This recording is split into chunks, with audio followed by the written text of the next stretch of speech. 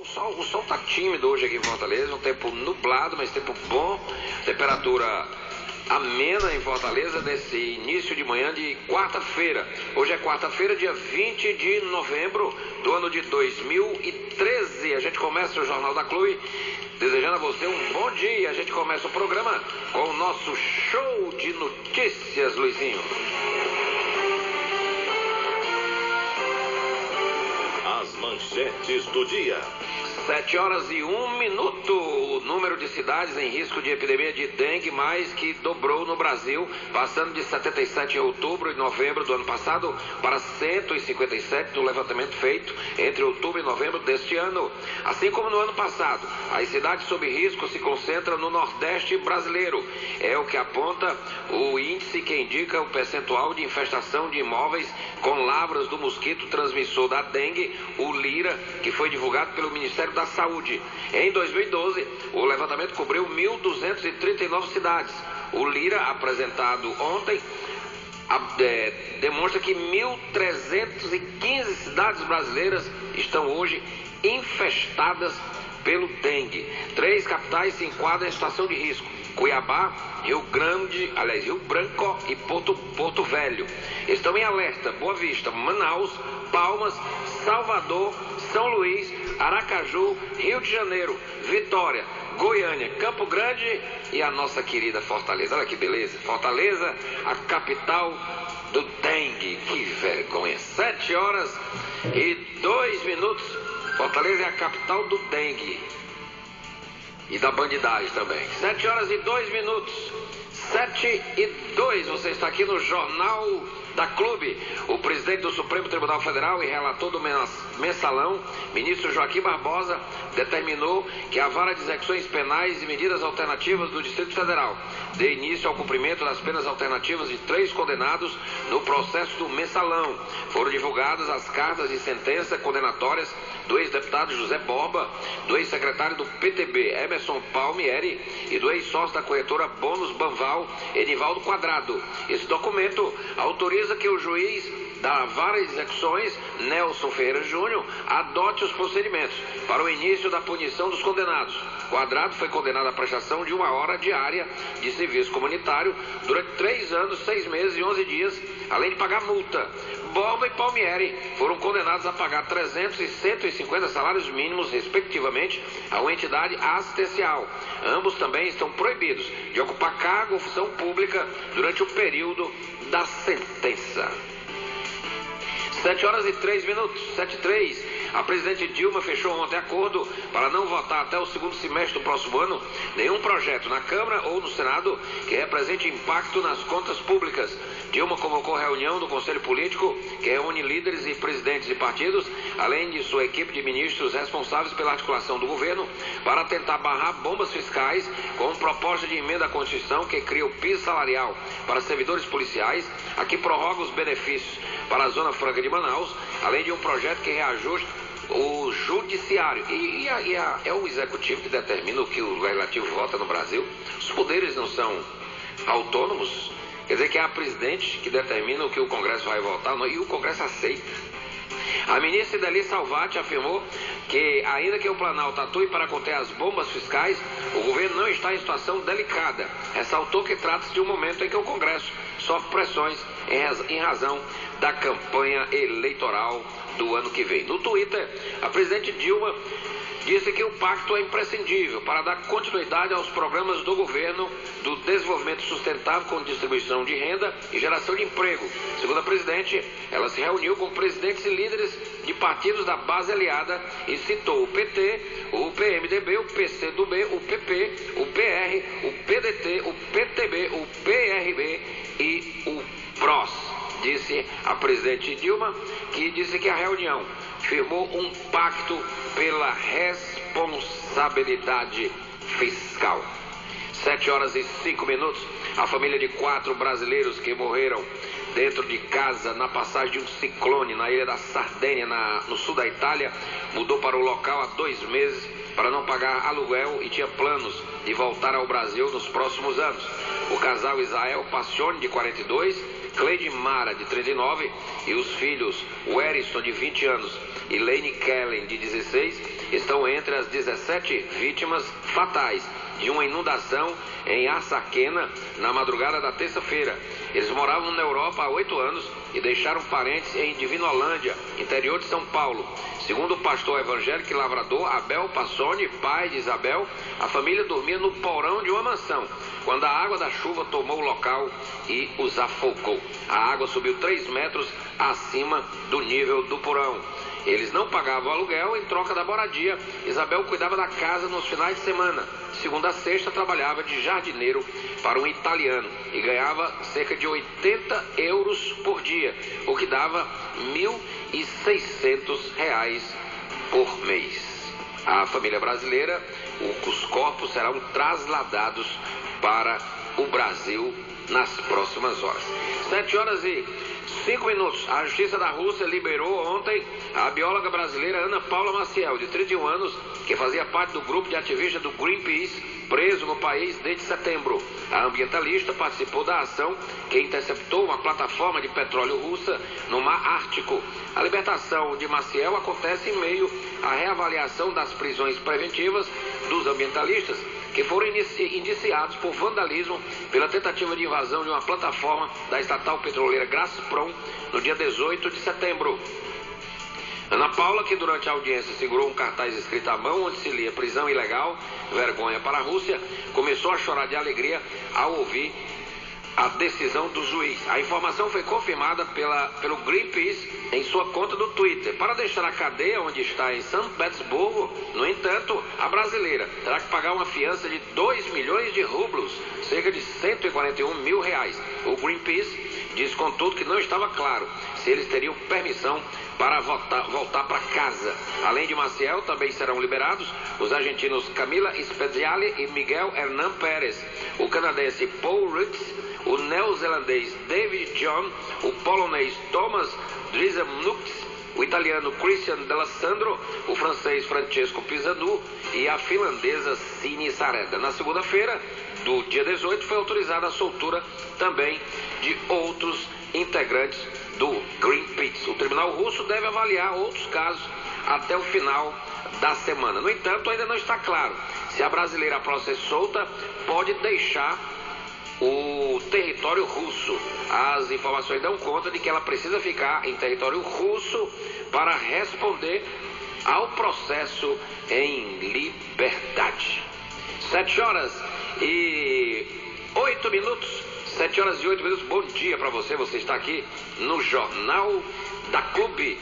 A Polícia Federal deflagrou ontem a Operação Glasnost de combate à pedofilia no Ceará e em outros 10 estados. No total foram expedidos pela Justiça Federal cerca de 80 mandados de busca e apreensão e 25 prisões foram efetuadas, sendo 24 delas em flagrante e uma preventiva. Durante a operação, 2 pessoas suspeitas de envolvimento com a produção e o compartilhamento de imagens relacionadas à exploração sexual de crianças e adolescentes na internet foram detidas no Ceará. Uma delas aqui em Fortaleza e outra em Juazeiro do Norte. Segundo a Polícia Federal, a investigação, que vem sendo realizada há 2 anos, identificou que quase uma centena de brasileiros participaram da rede criminosa. Mais de 200 suspeitos continuam sob investigação. Além do Ceará, a Polícia Federal realizou a Operação Glasnost nos estados do Paraná, Rio Grande do Sul, Santa Catarina, São Paulo, Rio, Alagoas, Maranhão, Minas, Bahia e Goiás. Conforme a Polícia Federal, os acusados compartilhavam fotos e vídeos de crianças, adolescentes e até de bebês, em muitos casos sendo abusados sexualmente por adultos, e os enviavam para contatos no Brasil e no exterior. Entre os suspeitos já identificados há pessoas de várias idades e profissões, incluindo um policial militar, um soldado da aeronáutica, professores, um chefe do grupo de escoteiros. Um grupo dos acusados, segundo a polícia, abusava sexualmente da própria filha, de apenas 5 anos de idade, e compartilhava imagens destes abusos na internet. A polícia explicou ainda ainda que ao longo dos quase 24 meses de investigação, providências imediatas foram tomadas em todos os casos em que foram identificados abusadores, a fim de que os abusos fossem prontamente interrompidos. Os policiais envolvidos com a Operação Glasnost também identificaram que há envolvimento de brasileiros residentes nos Estados Unidos. Esses suspeitos estão sendo investigados com a colaboração do FBI, a Polícia Federal Norte-Americana. Todos safados, cretinos e nojentos. Sei que... Agora, olha quem é que está envolvido, porque o pedófilo, ele além de ser um cara desprovido de valores morais, religiosos, um cretino, ele não é um doente, ele é um sem vergonha, um safado. Ele é um homem bem posicionado socialmente, acima de qualquer suspeito. E geralmente trabalha em ambiente onde tem criança. Ele é um professor, ele é um médico, pediatra. Olha aqui, tem inclusive um chefe de um grupo de escoteiro. Por quê? Porque é cheio de meninozinho. Nesses acampamentos de escoteiro é onde estão os safados. Agora, pena é que no Brasil nós não temos leis duras para pegar essa canalha e jogar no fundo de uma cadeia. Para eles ficarem lá assim, bem tempo, muito tempo, mofando numa prisão. 7h10. Bom dia para você, repórter Jonas Melo. Notícias da Assembleia. Jonas Melo. Bom dia, você, Renato. Bom dia, Luizinho Barros e os milhares de ouvintes que sintonizam na manhã desta quarta-feira, 20 de novembro, o Jornal da Clube, Dia Nacional da Consciência Negra. O primeiro expediente da Assembleia traz 6 oradores: o deputado Fernando Hugo, o Camilo Santana, o Heitor Ferre, a Miriam Sobreira, o Vanderlei Pedrosa e a Fernanda Pessoa. Já no segundo expediente constam 5 oradores: Inês Arruda, Eliane Novaes, Daniel Oliveira, José Sato Nogueira e o Edson Landim. A Assembleia Legislativa do Ceará realiza nesta quarta-feira sessão solene em homenagem aos 50 anos da Federação dos Trabalhadores e Trabalhadoras da Agricultura do Estado do Ceará, FETRAES, requerida pelo deputado Camilo Santana do PT. A solenidade acontecerá às 15 horas no plenário de 13 de maio aqui da Assembleia. O parlamentar ressalta que ao longo dos 50 anos, muitos companheiros dedicaram suas vidas às lutas por sonharem juntos com um mundo mais justo e com igualdade de direitos. A Comissão de Viação, Transporte e Desenvolvimento Urbano da Assembleia Legislativa realiza hoje também audiência pública para discutir a construção da ferrovia transnordestina. A reunião solicitada pela deputada Fernanda Pessoa, a audiência solicitada pela deputada Fernanda Pessoa do PR acontecerá às 14 horas no complexo das comissões técnicas da Casa. Segundo a parlamentar, a discussão vem em consonância com a nota de repúdio emitida pelo Conselho Regional de Engenharia e Agronomia do Estado do Ceará e entidades de classe que alertam para a situação do tráfego ferroviário do Nordeste. Em entrevista à imprensa, Renato, o secretário de Saúde do Estado do Ceará, Ciro Gomes, disse que não iria apontar nomes para a sucessão estadual e que isso só deverá acontecer em maio ou junho, mas considera um bom nome o de Zezinho Albuquerque. Porém, Ciro enfatizou que existem outros bons nomes, tanto no Partido Republicano da Ordem Social, como nos outros partidos que fazem parte da coligação. O secretário de Saúde do Ceará, Ciro Gomes, bate duro em quem faz oposição ao governo Cid Gomes. Perguntado sobre a sucessão estadual, disparou ao seu estilo: nós não vamos apresentar candidato próprio. Nós só vamos apresentar candidato próprio na hora certa e depois que a oposição mostrar sua cara. E se isso tem coragem, faça isso agora. Disparou Ciro Gomes em tom de desafio. Durante o primeiro expediente da sessão plenária de ontem, a deputada Eliane Novaes ressaltou a denúncia do governador Cid Gomes em entrevista à revista Veja, nas páginas amarelas desta semana, onde construtoras e empreiteiras foram alvos do governador e projetistas também que, segundo informações, superfaturam obras públicas em todo o país. A parlamentar elogiou a coragem de Ciro Gomes, mas pediu a atuação do Ministério Público para que sejam divulgados os nomes dos acusados. Vamos ouvir o que disse a deputada. Pedindo que o Ministério Público se pronuncie, chame o governador e ele relate que construtoras são essas, que empresas são essas, que projetistas são esses. E aí, logicamente, ele tem que esclarecer, porque o esquema é grande, é no Brasil inteiro, e nós estamos aqui a nos conclamar, né, dizer que sabemos que tem pessoas sérias que trabalham no Brasil e no Ceará, mas que constrangimento foi esse que levou o governador? Será que alguma consultora que ele queria que ganhasse em algum desses projetos, nesses investimentos dele não ganhou? O que é que está acontecendo nos bastidores? E algo estranho está acontecendo. E é preciso que o Ministério Público investigue, sim, e chame o governador para, logicamente, denunciar esse esquema entre as consultoras e entre os projetistas. É isso o nosso pronunciamento. Sei que também na entrevista dele foi muito maléfica, porque ele coloca como se tivesse sido hostilizado. Isso é uma mentira, não é verdade.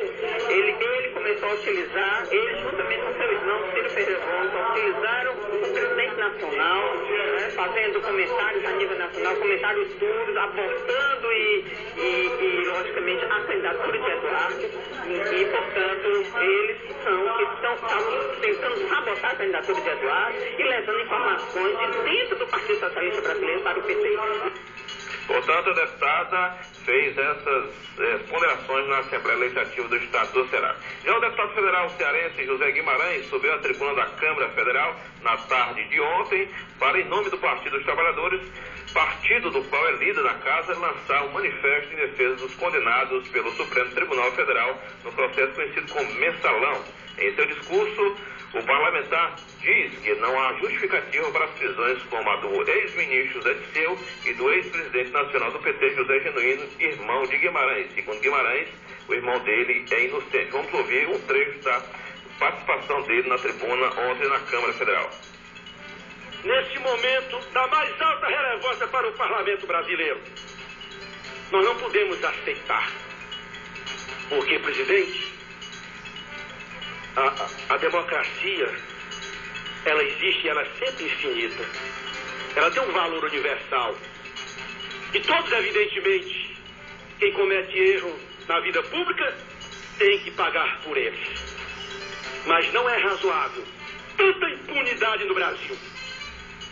Tantos ladrões de colarinho brancos, soltos por aí, viajando nos vaiames da vida. E o dirigente do PT, o Pereirini, que está voltando depois de algumas cirurgias. E companheiros do PT estarem trancafiados, presidente, no presídio da Papuda. Precisa ter alma, coração e, sobretudo, ideologia para suportar tudo isso. Quais foram os crimes que Zé Disseu e Genuíno cometeram? Reunir com parlamentares para comprar voto aqui dentro? Qual foi o crime? Aliás, já dizia, presidente, o nordestino Tobias Barreto, quando disse em seu livro, O Sergipano, o direito não é uma coisa que se sabe, é uma coisa que se sente. O país inteiro sente que o Genuíno, que esses companheiros não são corruptos. Ainda mais o Genuíno, que sequer usava as emendas parlamentares aqui dentro, que devolvia para os cofres da União. É um santo, né, Renato? Eu só queria... O deputado Guimarães metido nesse negócio aí. Ele está dizendo que o Brasil todo sente que o Genuíno e o Disseu são santos, são honestos. Me tire disso, viu, deputado? Me tire disso. O Brasil não, o senhor. Não me bote nesse negócio aí, não. É muita gaiatice, pô. Você vai para a tribuna da Câmara dos Deputados, o Ceará passando por problema de seca, falta de água, ele podendo estar lutando lá por coisas mais interessantes para o Estado, dengue, afetando o Ceará, Vanderlei. Aí o deputado vai para lá porque ele é irmão do Genuíno, tudo bem, questão de irmão a gente entende, essa questão de sangue, eu compreendo isso. Agora, o deputado vai para a tribuna da Câmara dizer que o Brasil todo sabe que o Genuíno e o Zé Disseu são honestos. Me tire disso, deputado. Eu não sei coisa nenhuma, não. Eu sei que eles estão condenados por uma corte superior. O que é que eles fizeram? Valeu o processo do Mensalão. Valeu os votos dos juízes. Agora um deputado ocupa a tribuna da Câmara dos Deputados para dizer um monte de bobagem dessa, rapaz. Essa aqui é a grande verdade. Deputado, vai procurar o que fazer, pelo amor de Deus.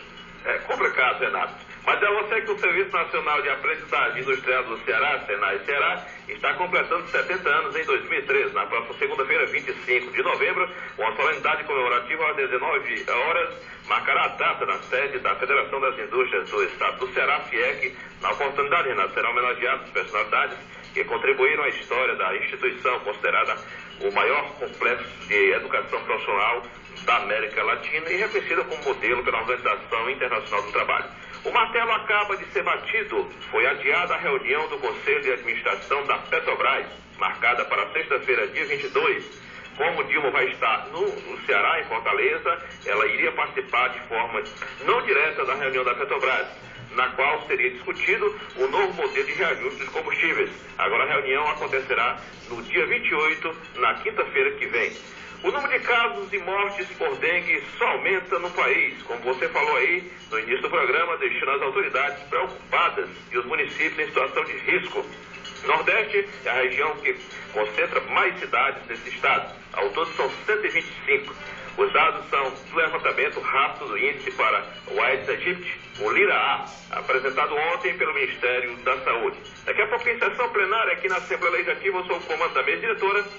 E tem à frente o presidente da Assembleia, José Albuquerque, do Partido Republicano da Ordem Social. 7 horas e 20 minutos. Abraçando o Carlos Federico, o deputado Tim Gomes e o senhor José Ribeiro Lopes, lá no Jacarecanga, todos ligados no Som da Clube. 7h21, você continua com Renato Abreu, Jornal da Clube. Da Assembleia ao Vivo, Jonas Melo, repórter da Clube. Renato Abreu.